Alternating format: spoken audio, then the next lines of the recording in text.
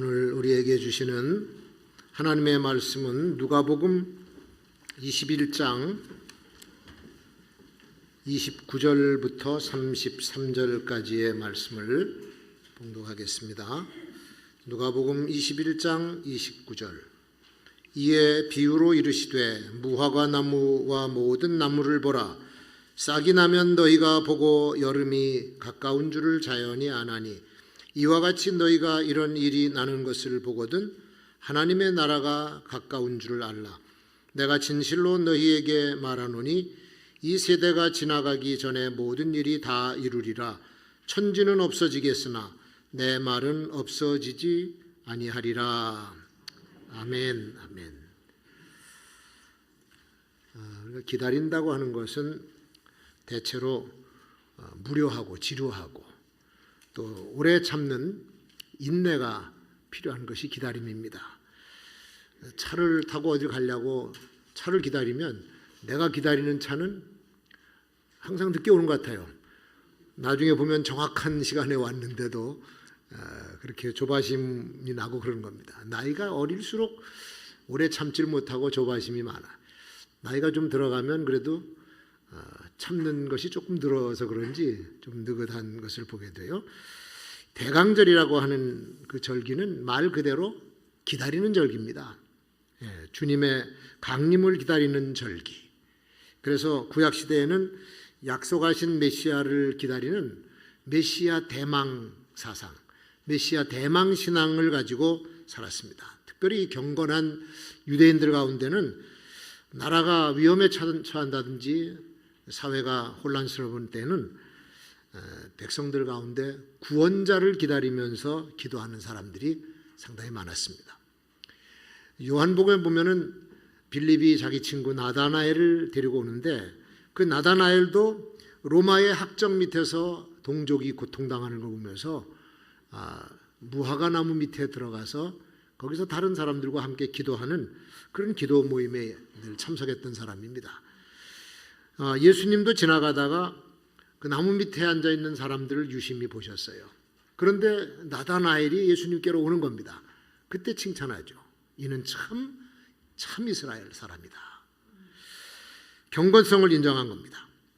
하나님의 백성들은 세상의 고난과 환난으로부터 구원해 주시는 하나님의 손길을 늘 기다리는 사람이에요. 세상에서 발생하는 재앙들, 재난들은 인간이 해결할 수 없는 일들이 많습니다. 자연재해가 일어난다든지 또는 가뭄의 피해라든지 홍수의 피해, 냉해, 메뚜기 떼의 피해 이런 것들이 닥쳐버리면 농산물을 다 망가지고 그 해는 아주 기하에 허덕이는 그런 상황인데 인간이 이걸 막아낼 수가 없어요. 전쟁이 일어나서 많은 사람들이 떼죽음을 당한다. 그 재앙을 어떻게 막습니까? 역병이 돌아서 수많은 사람이 죽어가는 재앙도 있어요. 이것도 인간이 감당할 수 없는 무서운 재앙입니다. 옛날에는 지금처럼 의약품도 발전되지 않아가지고 걸리면 그냥 애고 어른이고 다 그냥 손 못 쓰고 죽어요. 그러면 시신이 많이 생기니까 길바닥에도 널려 있고 그러면 산에 갔다가 싸놓고 불태우고 땅을 대충 팔고 다 그냥 한꺼번에 파묻어 버리는 그런 일이 허다했죠. 코로나가 감염됐습니다. 우리나라가. 그래서 격리 수용자들이 많이 생겼어요. 지금은 과학적이고 또 인명을 존중히 여기기 때문에 병실에다가 격리 수용을 하고 의료진들이 최선을 다해서 고쳐보려고 애를 쓰고 수명도 연장시켜주고 그러는데 코로나 초기에 무슨 얘기가 나왔냐면 코호트 격리라는 말이 나와서 코호트 격리. 그래서 이게 뭐냐 보니까 옛날에 썼던 방법이에요. 어느 성에 역병이 돌았어. 그 사람이 죽기 시작하면은 아예 조정해서 그 성을 통제를 해버려. 들어가지도 나가지도 못하게 아주 꼼짝 못하게 통제를 하고 그 안에 있는 사람들이 거기서 전염병으로 죽든 살든 그냥 내버려 두는 거예요. 나오면은 다 전염이 되니까 그게 코호트 격리입니다. 아주 비참하죠. 그 죽어서 썩은 냄새도 나죠. 간신히 살아남은 사람도 사는 게 아니죠. 생지옥입니다. 정말 비참한 일이 아닐 수가 없어요. 그런데 인간으로서 할 수 없는 이런 절망적인 상황들이 이 세상에서는 너무도 많이 일어나고 있다고 하는 겁니다. 그래서 우리는 전능하신 하나님의 구원의 손길이 필요한 사람들이고 여호와의 구원을 대망하는 이 메시아 신앙은 옛날이나 지금이나 똑같이 우리가 가지고 있는 신앙입니다. 성탄절을 4주 앞두고 시작되는 절기가 대강절 또는 강림절, 대림절 이렇게 여러 가지 이름으로 불러요. 라틴 말로는 어드벤투스라고 그러는데 그래서 영어 단어가 어드벤트가 나왔죠. 예수님이 베들레헴에서 탄생하신 초림을 돌아보고 앞으로 다시 오실 재림을 기대하면서 기다리는 절기, 그것이 바로 강림절입니다. 그 영어로는 It's a time of remembering and rejoicing이라고 해요. 기억하는 절기고 즐거워하는 절기다. 지금 우리가 여호와의 구원을 기다리는 절기이기 때문에 성탄절을 앞두고 간절하고 또 경건한 마음으로 성탄절을 맞이하는 마음을 가져야 됩니다. 세상 사람들은 이게 무슨 의미인지도 모르고 그냥 먹고 마시고 즐기고 죄짓고 소란스럽고 막 이런 타락한 행동을 하는 절기인 줄 아는데 우리 성도들은 달라야 돼요. 더 경건하고 더 성결한 삶으로 우리의 신앙을 올바로 세워서 주님 오시는 그날을 예비하는 그런 절기로 삼으시기를 축원합니다. 찬송가 104장, 105장의 가사를 보면 그런 내용이 있잖아요. 오 곧 오소서 임마누엘, 오 구하소서 이스라엘, 그 포로 생활 고달파 메시아 기다립니다. 그게 104장. 105장은 오랫동안 기다리던 주님 강림하셔서 죄에 매인 백성들을 자유 얻게 하시네. 강림절의 메시지예요. 그래서 이제 오늘은 대강절 둘째 주일인데 주님을 기다리는 우리의 목표가 무엇이며 어떤 자세로 주님 맞이할 준비를 해야 되는가, 그걸 한번 생각하는 시간을 가졌으면 좋겠어요. 자, 인간은 오늘도 구세주가 필요하고 구원자가 필요합니다. 왜? 죄가 있기 때문에. 죄가 들어가면 사람이 파멸로 이끌려가요. 그래서 죄의 삭은 사망이라고 성경을 말씀하고 있습니다. 인간은 죄 때문에 죽고 세상은 죄로 인하여 파멸을 맞게 돼요. 근데 이 죄의 문제를 사람이 해결할 수가 없어. 어느 누구도 죄의 문제는 해결할 수가 없습니다. 그래서 지구상에 있는 종교들을 보면 전부 이 죄 문제 때문에 고민합니다. 올바르게 살고자 했는데 왜 이렇게 마음속에서는 욕심과 더러운 생각이 나는가? 자기 통제가 안 되는 거예요. 언제나 죄 때문에 고민하고 죄 가운데서 죽어가고 죄 가운데서 태어나고, 이 죄를 처리하지 않고는 그냥 놔뒀다가는 나중에 아주 큰 피해를 보게 되고 참담한 결과를 얻게 되는 겁니다. 우리는 죄를 정말 이거 무섭게 생각해야 되는데 이걸 대수롭게 여기지 않으니까 우리가 사는 세상이 날로 사악해져 갑니다. 거짓말 우리의 일상이 되어버렸어요. 정치인들도 거짓말하고 행정하는 사람들도 거짓말하고 언론도 거짓말하고 뉴스도 가짜 뉴스를 우리가 얼마나 많이 봅니까? 요즘에 대선 주자들이 나와서 여기저기 다니면서 다 얘기하고 말하고 하는데 이걸 도대체 어디까지 믿어야 되나? 저 사람들은 거짓말을 안 하나? 지금까지 후보들이 와서 다 자기가 올바른 나라 만들겠다고 그러는데 뭐가 나아졌어요? 더 하면 더 했지.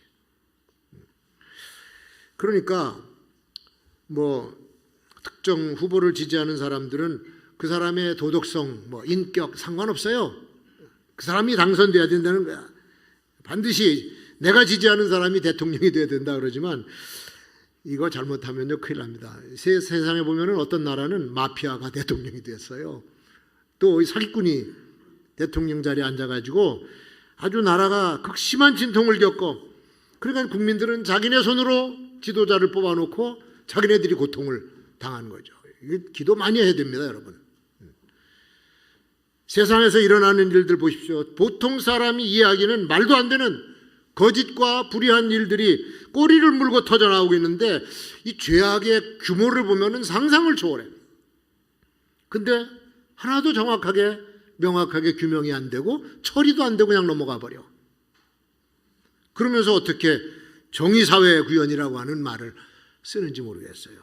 도대체 누가 이 거짓되고 불의한 세상을 고쳐서 바르게 만들겠는가? 정치 지도자가 합니까? 인간 통치자가 합니까? 선출된다고 할 것 같아요? 다 희망을 하지만 기대할 수 없는 것이 저와 여러분의 솔직한 심정 아닙니까? 오직 세상을 구원하실 분, 불의와 거짓을 종식시키고 의로운 통치를 하실 분은 주 예수 그리스도밖에 없습니다. 불의한 세상에서는 보세요. 의인들이 고난을 당합니다. 성도들이 고난을 겪는 시대는, 죄악으로 가득 찬 시대는 성도들이 고난을 당해요. 왜? 마귀는 하나님께 속한 것을 미워합니다. 교회를 미워하고 하나님께 속한 백성들을 미워해요. 그렇기 때문에 죄인들은 백성들을 공격을 하는 거죠. 박해를 가하고 욕하고 죽이고 이런 일들을 서슴지 않고 하는 것이 세상입니다. 알카에다나 이 IS 이슬람 근본주의자들이 기독교인 잡으면요, 그냥 문자 그대로 칼 가지고 목을 쳐버려요. 그리고 우리나라 목사님들도 둘이 참수형을 당했죠. 경전에서 경전에 그렇게 세상에서 가장 악랄하게 교회를 핍박하고 성도를 핍박해 죽이는 나라가 어디냐? 가까운 데 있어. 북한이 제일 악랄한 나라. 얼마나 많은 그리스도인들이 지금도 인간 대우를 받지 못하고 끔찍하게 고문당하고 죽어가고 있어요. 실제로 지금도 벌어지고 있는 참혹한 상황입니다. 로마가 유대를 식민지로 통치하던 그 시대에 바로 예수님이 오실 그 무렵이죠. 하나님의 백성들이 박해를 받았습니다. 그래서 유대교도들 가운데는 독립운동하는 사람들이 많았어요. 특히 그 세네파의 열심당원들, 그 사람들은 자객을 훈련시킵니다. 사칼이라고 하는 자객을 훈련시켜서 단검을 언제나 몸에다 지니고 다녀. 그러다가 로마 사람들 만나서 으슥한 데서 만나면 살인을 하고, 또 매국노들, 로마에게 붙어있는 사람들 그 죽이면서 다녔습니다. 행동대원이죠, 행동. 근데 예수님 제자 가운데 그런 사람이 있는 줄 아세요, 여러분? 셀롯인, 열심당에 소속된 셀롯인 가나안 사람 시몬. 그가 그 부류의 사람입니다. 예수님 제자 가운데도 있었어요. 그 사람들이 그렇게 행동을 하고 사람을 죽이면서 다녔다고 독립이 이루어집니까? 세상이 좋아졌습니까? 그런 방법으로는 안 돼요.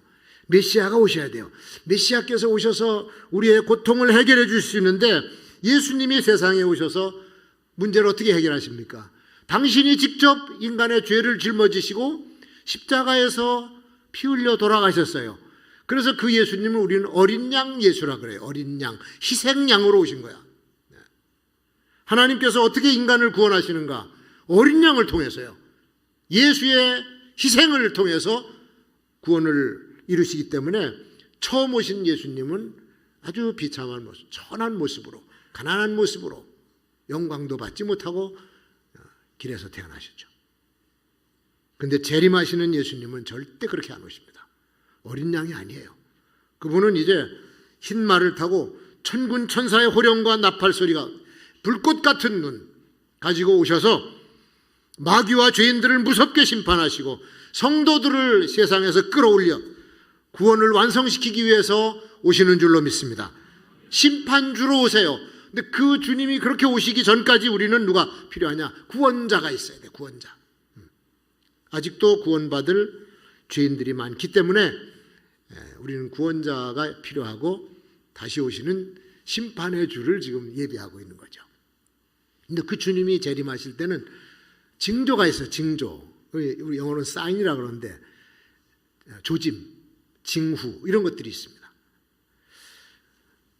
요즘 30대 어떤 남자가 자기가 좋아하는 여자를 치근치근 쫓아다니고 말을 안 듣고 하니까 나중에 결국은 흉기를 가지고 찔러 죽이는 살인사건이 며칠 전에 났죠. 뉴스에도 나왔죠. 근데 범죄를 다루는 경찰에서는 그 하인리 법칙을 얘기합니다. 윌리엄 하인리가 산업재해 예방이라고 하는 책을 쓰면서 이걸 이론을 내놨어요. 통계 이론이죠. 그게 뭐냐면 대형 사고가 일어나기 전에는 항상 자그마한 사건들이 많이 일어난다는 거야. 여기저기서 보인대요. 그 징조가 29건의 경미한 사건이 터지고 사고가 날 뻔한 이런 잠정적인 징후가 한 300건 정도가 난대. 그래서 29, 300 이론을 내놨어요. 대형 사건이, 살인사건이 일어나기 전에는 그 전조가 포착이 되는데 작은 사건이 먼저 보이고 징후가 보인다는 겁니다. 근데 그때 이제 얼른 경찰이 알아채고 잠재적인 범죄자, 살인자, 잠재적인 피해자를 격리를 시켜놓으면은 살인사건을 어느 정도 예방할 수가 있다. 그게 하인리 법칙이라는 겁니다. 근데 이 여자가 죽기 전에 계속 불안하니까 경찰에다가 신고를 한 거예요. 내가 지금 이런 일을 당하고 있다. 근데 이게 경찰이 그걸 못 도와줬어요. 결국 죽고 나니까 이제 이런 문제가 터졌는데 이게 이제 경찰에서는 그런 얘기를 해요. 구조적인 문제다. 왜? 경찰의 수요가 적어. 사건보다는 숫자가 적대. 그러니까 지금 그 눈앞에 바로 터지는 사건만 처리하려도 시간이 없다는 거예요. 그러니까 이렇게 그 신고 오는 거는 항상 뒤로 밀려가지고 결국은 큰 사건이 터지고 나니까 이런 불상사가 일어난 거죠. 비극이 터진 거지. 징조를 소홀히 보아 넘길 것이 아니다라고 하는 겁니다. 징조. 시대의 징조를 잘 관찰하고 우리가 살고 있는 이 시대가 어떤 시대인지를 징조로, 징후를 잘 보면서 종말을 준비하는, 재림을 준비하는 사람이 지혜로운 사람인 줄로 믿습니다. 복음서에 보면은 종말과 재림에 대해서 예수님께서 친히 말씀하신 징조들이 있어요. 아주 자세하게 설명을 해 주셨습니다. 자연 환경이 파괴가 되고 역병이 발생하고 전쟁의 소문이 들리면 재난의 시작이니라. 거짓 선지자, 거짓 그리스도가 출현한다. 영적인 혼란기가 오면 마지막 때의 징조라는 겁니다. 이스라엘 민족의 역사도 징조 중에 하나예요. 오늘 여기 무화과 나무 이야기가 나오는데 무화과 나무와 모든 나무를 보라. 이 무화과 나무가 왜 여기서 징조가 되느냐? 이 무화과는요 이스라엘을 상징하는 겁니다. 이스라엘을 상징하는 나무가 무화과인데 이 무화과 나무가 싹이 나고 여름이 가까운 줄 알면 하나님 나라가 가까운 줄로 알라. 오늘 그 말씀이에요. 근데 마태복음 24장 32절 이하, 마가복음 13장에도 똑같은 말씀이 있어요. 무화과 나무의 비유를 배우라. 그 가지가 연하여지고 잎사귀를 내면 여름이 가까운 줄을 아나니 이와 같이 너희도 이 모든 일을 보거든 인자가 가까이 문 앞에 온 줄을 알라. 이렇게 말씀하셨어요. 무화과. 그러니까 이스라엘이라고 하는 민족이 다시 국가를 세우고 하나님이 허락하신 가나안으로 들어가서 국토를 얻게 되면 그때가 사인이다 이거예요. 사인.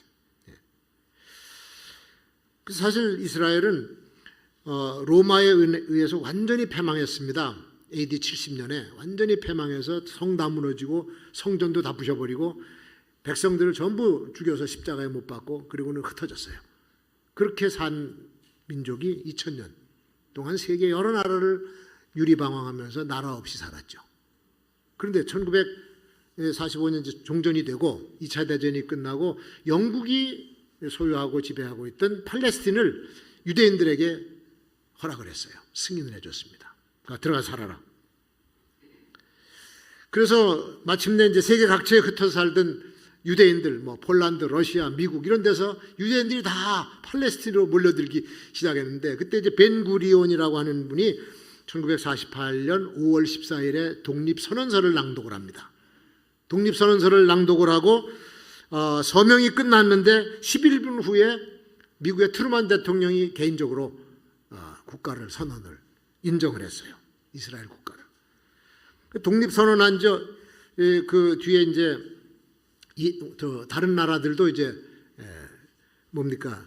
승인을 했어요. 러시아도 승인하고 미국은 그 1949년 1월 달에 공식적으로 미 정부에서 이스라엘 국가를 인정을 하는 그런 발표를 했습니다. 그러고 나니까 보세요. 이 주변에 이집트, 이라크, 레바논, 시리아군이 들이닥치면서 팔레스틴 제1차 중동전쟁이 1948년에 일어납니다. 가만히 안 있죠. 아랍 사람들이 살고 있던 지역에 유대인들이 갑자기 들어와서 지 땅이라고 그러니까 싸울 수밖에 없어요. 이슬람은 형제이기 때문에 여러 나라가 한꺼번에 싸워서 몇 차례 싸우고 뭐 6.1 전쟁까지도 치르고 지금도 계속 싸우고 있어요. 팔레스틴 해방기구 가자 지역에서 포탄 떨어지고 지금도 싸우고 있습니다. 그래서 이 중동을 우리는 세계의 화약고라 그런 거예요. 턱 지면은 3차 대전도 일어날 수 있는 위험한 곳이다. 보세요, 여러분. 이스라엘이 민족이 가나안에 정착을 해서 이스라엘이라고 하는 나라를 선포하고 잎사귀가 피고 열매를 맺히기 시작한 거죠. 주님의 재림이 가까웠다라고 하는 것을 징조로 보여주는 거예요. 시대가 그런 시대입니다, 지금이. 그러니까 이 말세를 예언한 구약의 선지자들도 그날을 예언하고 있습니다. 그 비슷한 징조들을. 다니엘서에 보면 11장에 두 왕이 마음에 서로 해하고자 하여 한 식탁에 앉아 밥상에 앉아서 서로 거짓말을 하더라. 무슨 얘기입니까? 지도자들이 앉았는데 풀기 힘든 외교전을 벌이고 있어요. 화합이 안 됩니다. 오늘날도 똑같습니다. 뭐 정상들이 앉아서 뭐 한다고 화합이 안 돼요. 다니엘서 12장 4절에 많은 사람이 빨리 왕래하며 지식이 더할 것이라. 왕래가 빨라진다고 하는 것은 교통수단이 발달된다는 건 얘기고, 그러니까 이동하는 거리가 짧아지죠. 또 지식이 더한다는 말씀은 지식 정보가 홍수를 이루는 때가 온다. 요즘 빅데이터가 그런 시대 아닙니까? 지금 우리는 그 시대에 들어와서 지금 이 말씀 그대로 지금 경험을 하고 있는 겁니다. 성경의 예언이 문자 그대로 그냥 명확하게 이루어져 가고 있는 것을 지금 우리가 보고 있어요. 그래서 세상은 절망스럽지만 성경 말씀대로 이루어지는 가는 것을 보면서 우리 성도들은 희망을 가져야 되고 소망을 품어야 될 줄로 믿습니다. 확실하고 정확한 성경의 예언이 이루어지고 있어요. 재림에 대한 예언도 그 메시지도 확실하게 이루어지는데 언제나 재림은 뭐와 연관이 되냐? 영원한 하나님의 나라와 연관이 되어 있어요. 연결이 되어 있습니다. 재림의 메시지는 그렇습니다. 세상에는 영원한 것이 없어요. 그러나 성도들에게는 영원이 있습니다. 잠시 있다가 안개처럼 사라지는 것이 세상의 모든 것들이 그래요. 그러나 우리가 염원하고 우리가 바라는 나라는 영원한 나라. 세상에는 영원한 가치도 없습니다. 그런데 우리는 영원한 가치를 가지고 있는 거예요. 참 세상 사람들 보십시오. 전부 다 뭐 귀하다고 하는 것, 잠도 못 자고 밥도 설치고 그냥 남에게 욕 얻어먹고 원망 들어가고 못할 짓 하면서 쫓아다니면서 잡아. 세상에 제일 귀한 건 줄 알아. 근데 나중에 다 손에 놓고 보니까 인생 쓸데없는 걸 가지고 평생을 사는 거예요. 쓸데없는 거 가지고. 여러분, 한 나라의 통치자가 되는 것이 얼마나 영광스럽고 위대한 일입니까? 한 나라의 왕이 됐다, 뭐 대통령이 됐다, 수상이 됐다. 대단한 거죠. 요 근래에 우리나라 2명의 전직 대통령이 세상을 떠났습니다. 둘 다 서로가 친구예요. 사람들은 그 사람들이 잘한 것도 있다 얘기하기도 하고, 또 다른 쪽에서는 못된 짓을 했다 뭐 이렇게 얘기를 하고 있습니다. 그 사람들뿐만 아니에요. 그 전에 대통령, 그 전에 심지어는 초대 이승만 대통령 때부터 우리나라의 전 모든 대통령이 국민들의 기억 속에 뭐 이렇게 존경을 하는 그런 자세로 지금 느껴지지 않는 그런 시대가 됐어요. 세상의 권력과 명예를 다 잡았습니다. 그런데 그게 무슨 소용이 있어? 지는 해가 수평선 너머로 떨어지는 것처럼 인생의 끝은 적막하고 고독합니다. 혼자 가는 거예요. 재물도 마찬가지고 권력도 마찬가지야. 재벌이라고 해서 그 많은 돈 다 싸가지고 가는 거 봤습니까? 재물이 너무 많아가지고 처리하는데 보통 신경 쓰는 게 아니에요. 이거 처리하려면 변호사 다 사서 해야 되죠. 너무 이 재물이 많아버리면 옛날에 왕가의 권력 다툼처럼 자식들 사이에도 권력 다툼이 일어나고 뒤에 붙는 사람들이 많고, 그렇게 해서 나중에 보니까 아들, 딸 사이에서 고소하고 고발하고 치열하게 싸움박지. 아니, 돈 벌어서 그 짓 하려고 돈을 벌었습니까? 그러니까 아무 가치, 영원한 가치가 없는 것에다 올인을 한 거야, 사람들이. 그리고 나중에 죽을 때 보면 아이고, 후회하는 거지. 그래서 세상에서 얻고 잃고 하는 것은 애들 땅 따먹기 놀이 같아. 땅 따먹기. 학교 다닐 때 말이죠, 이렇게 운동장에 앉아가지고선 땅 따먹기 이렇게 해서 이만큼 그리고 저만큼. 그러다가 시작 종 땅땅 치면은 다 팽개치고 그냥 뛰어 들어가야 되지 않습니까? 그런 거를 더 가지려고 하고, 덜 뺏기려고 하고, 안 주려고 하고, 뺏어 가려고 하고, 그 뭐 하는 짓인지 모르겠어요. 그게 영원한 가치를 모르기 때문에 그런 식으로 살아가는 겁니다. 세상에 속한 것만 쫓아가다가는 영원한 가치를 잃어버리고 마는데, 그게 가장 어리석은 사람이다. 성경은 그렇게 말씀하고 있죠. 자, 우리 사는 세상의 문명도 눈부시게 발전하고 있습니다. 지난 수천 년간 발전되어 온 문명보다 요 몇십 년, 근래 몇십 년 사이에 변화된 문명이 인류 역사를 확 바꿔버렸어요. 엄청나게 변화됐습니다. 뭐 예를 들어서 그 라이트 형제가 1903년에 비행기를 만들었어요. 나도 새처럼 한번 날아보고 싶다. 그래서 비행기를 만들어서 이제 엉성하게 만들어 가지고 띄웠어. 절벽에서 내렸던지 하여튼 뛰었는데 얼마나 간지 아세요? 36m. 12초 동안 36m 12초 정도 가서 떨어졌어. 그게 인간이 처음으로 기구를 만들어서 날아본 첫 번째 경험인데, 한 100년 조금 더 지났죠. 지금 어떻습니까? 전투기, 폭격기, 여객기, 뭐 별게 다 돌아다니고 있어요. 우주 여행을 한대. 이제 우주 여행도 민간인들이 우주 여행을 하는 시대가 눈앞에 와 있습니다. 전쟁도 폭격기 안 띄워 이제는 드론으로 하지. 드론 띄워가지고 고성능 무기 달아서 동굴도 들어가고 시궁창 들어가고 안 가는 데가 없어요. 이게 사람을 이제 비행기에 태워서 전쟁 안 합니다. 그래서 우리나라 있는 군제도도 빨리 바뀌었으면 해서 징병제도. 이 아까운 젊은 인력들이 다 거기가 있어.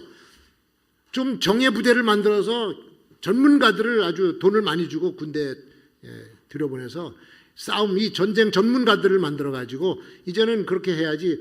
그 많은 인원들이 거기 가서 지금 세계로 뻗어나가면 말이죠, 한류 스타가 돼서 돈을 어마어마하게 벌어들이는데, 그거 좀 정부에서 좀 바꿔야 되지 않나 그런 생각을 개인적으로 해봅니다. 뭐 드론, 공중 촬영도 하고 택시가 나와. 이제 드론 택시가 이제는 길바닥으로 안 다닙니다. 떠서 한 3년 내로 돌아다닐 것 같아요. 이게 그런 시대가 됐어요.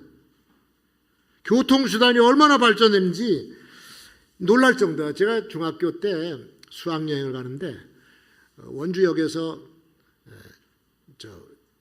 열차를 타고 청량리 내려 저녁 때 됐죠. 거기서 바꿔 타고 목포를까지 밤새도록 그 기차 타고 철커덕 하면서 목포에 가서 아침에 일어나서 맛도 없는 밥 먹고, 그 다음에 조금 있다가 황령호라고 하는 목선, 목포에서 제주도 가는 목선이 있어요. 얼마 있다가 이제 깔아앉았는데 그거 타고 거기서 토하고 그러면서 뒹굴면서 제주도를 갔다 온 추억이 아련해. 이틀 동안 간 거야. 지금요 KTX 타면요 부산도 2시간 10분, 목포도 2시간, 대전은 1시간도 안 걸려. 이런 시대가 됐어. 이런 시대. 그러니까 이제 초고속 여행기로 미국도 2시간이면 갔다 옵니다. 그런 시대가 왔어. 아니 문명이 이렇게 눈부시게 고도로 발전하는데 하나님께서 보시기에는 이것도 역시 그 옛날 바벨탑 쌓은 거하고 똑같이 보시는 거예요. 이거 아무것도 아니에요. 인간의 발달된 두뇌, 지식, 한계가 있습니다. 눈부시게 발전하는 과학 문명도 하나님의 심판 아래 놓여 있어요. 언젠가 하나님께서 때가 되면 인류 문명을 심판하시는데 계시록에 보니까 큰 성 바벨론이 무너진 거죠. 다 무너진다 그랬습니다. 우리 성도들은요, 참 다행스럽게 천국의 비밀을 가지고 있어. 저와 여러분은 천국의 비밀을 가진 자인 줄로 믿습니다. 예수를 믿고 하나님 나라, 영원한 그 나라의 주인공이 됐다. 세상 사람들이 몰라. 가르쳐 줘도 안 들으려고 그러고 무슨 의미인지도 몰라요. 우리는 믿었기 때문에 알지만, 예수 믿는 사람들이 모여서 공동체를 이룬 교회, 이 교회가 하나님께서 옛날부터 태초부터 계획하고 만들어 놓으신 계획인데, 그를 바울 사도가 신비라 그랬어요. 신비. 이건 하나님의 신비다. 교회가 하나님의 신비한 기관이기 때문에 이건 교회 다니는 사람만이 알지, 교회 밖에 있는 사람은 교회 저 시끄럽게 왜 저기서 그러고 뭐 거짓말 해갖고 바이러스를 퍼치냐, 그런 얘기만 하지 교회의 신비에 대해서는 몰라. 하나님께서 이 교회를 들어 올리실 거를 몰라요. 주님께서 재림하실 때 공중에 들림받게 될 존재가 교회인 줄로 믿습니다. 교회를 들어 올리신 거예요. 구원받은 성도들을. 그래서 공중에서 주님을 영접하고, 아까 찬송 불렀잖아, 7년 동안 함께 있다가 7년 후에 재앙이 지나고 내려와요. 마귀를 잡아서 결박시키고, 그때부터 주님과 구원받은 성도들이 1000년 동안을 왕노릇을 해. 1000년 동안. 1000년이면은 작은 기간이 아니죠. 옛날 구약에도 900년 이상 산 사람들이 몇 있었어요. 창세기 5장에 보면 있는데, 그 사람들은요 왕노릇을 못했어요. 애 낳고 살다가 죽었다 그랬지.